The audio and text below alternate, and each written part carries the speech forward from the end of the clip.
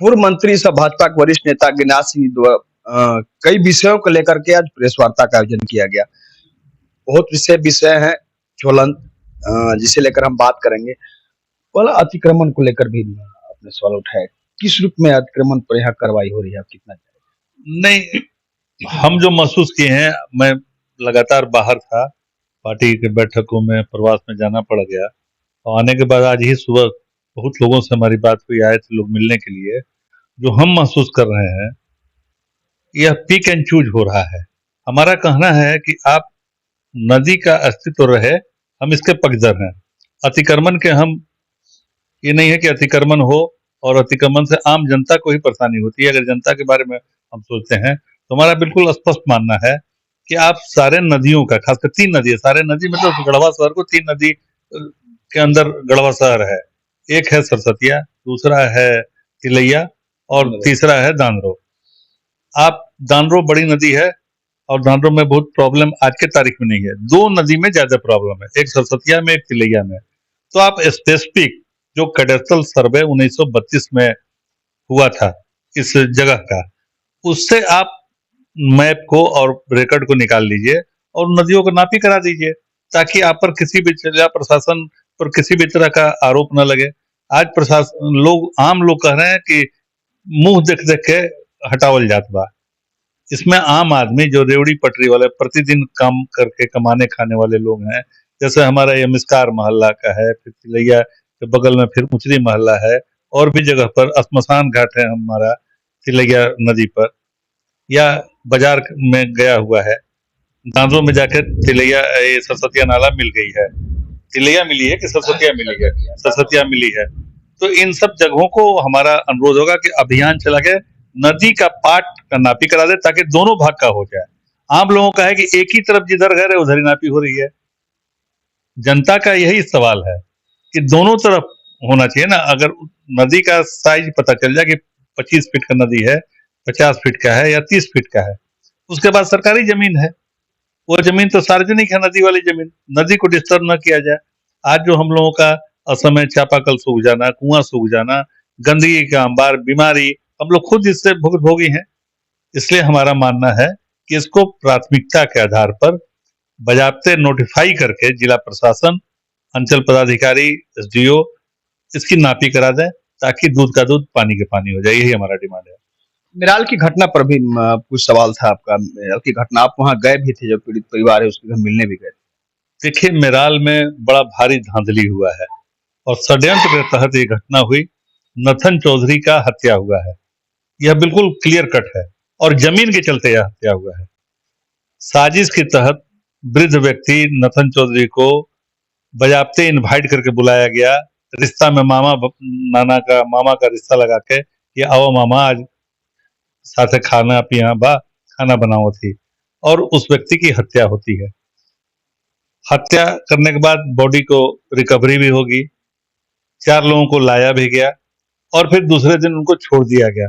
जो हत्यारे थे, छुट्टा जो है, मोटरसाइकिल पर पूरे गांव का भ्रमण करने लगे।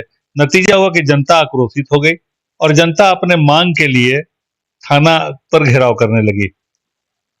हालांकि इस बात को मैं मानता हूं कि इनको अगर घेराव करना था तो सूचना दे करके करना चाहिए था कि हमारा डिमांड यह है, यह नहीं कि ये नतीजा क्या हुआ, इसमें निर्दोष लोग जेल चले गए। आज भी जो डंडा का हमारा जिला परिषद है अजय चौधरी, उसके अलावा पेस्का के मुखिया हैं, और भी जगह जगह के जो प्रतिनिधि थे, बिना मतलब के, एक अंसारी हैं टीसो टटका के, चामा के हैं, मेराल में व्यवसायी लोगों को रोड से मारा गया।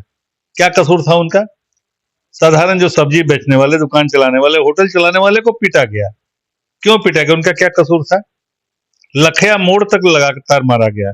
हमारा बहुत साफ कहना है कि दोषी पदाधिकारियों को वहां से हस्तांतरित हो, दोषी पदाधिकारी पर कार्रवाई हो, और नहीं तो बाध्य होकर के हम लोग उग्र आंदोलन करने का हम चेतावनी देते हैं जिला प्रशासन को, कि इस पर न्याय नहीं हुई तो।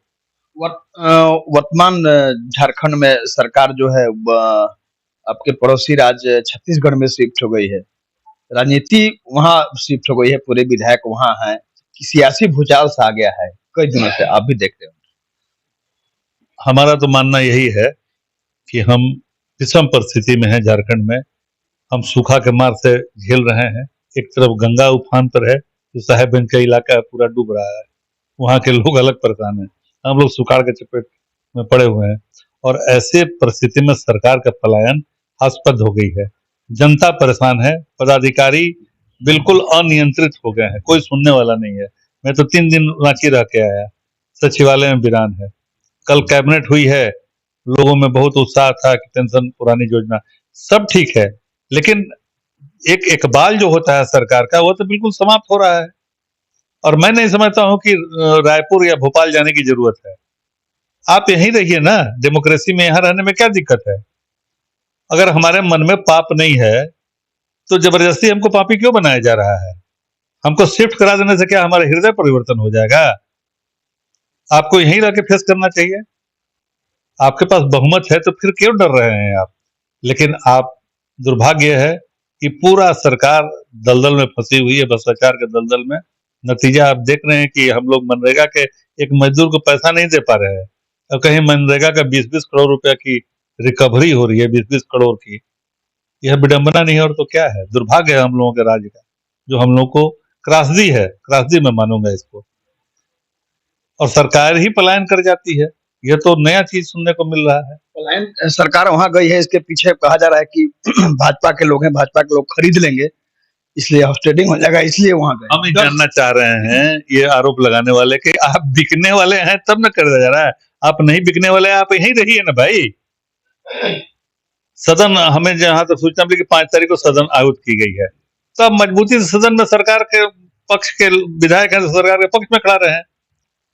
ऐसा थोड़े है, आप बिकने वाले हैं तभी तो दाम लगाया जा रहा है। मैं तो साफ कहूंगा कि आपके दिल में कहीं ना कहीं पाप है, कहीं ना कहीं दिल में चोर छिपा हुआ है, इसलिए आप पलायन कर रहे हैं। आपको पलायन नहीं करना चाहिए, मजबूती से फेस करना चाहिए। और मुख्यमंत्री को तो बिल्कुल मजबूती से निर्णय होना यह चाहिए कि जो दूध का दूध, पानी का पानी है, वह बात करनी चाहिए। तो आप सबको लेके चले जा रहे हैं, बस से दौड़ा रहे हैं, तो हवाई जहाज दौड़ा रहे हैं, ये क्या हो रही है? 2 करोड़ रुपया महीने का जा रहे हैं, ठीक है, जल्दी आइएगा, मानर मत बताते रह जाइएगा, पहुंचा देना जल्दी इनको।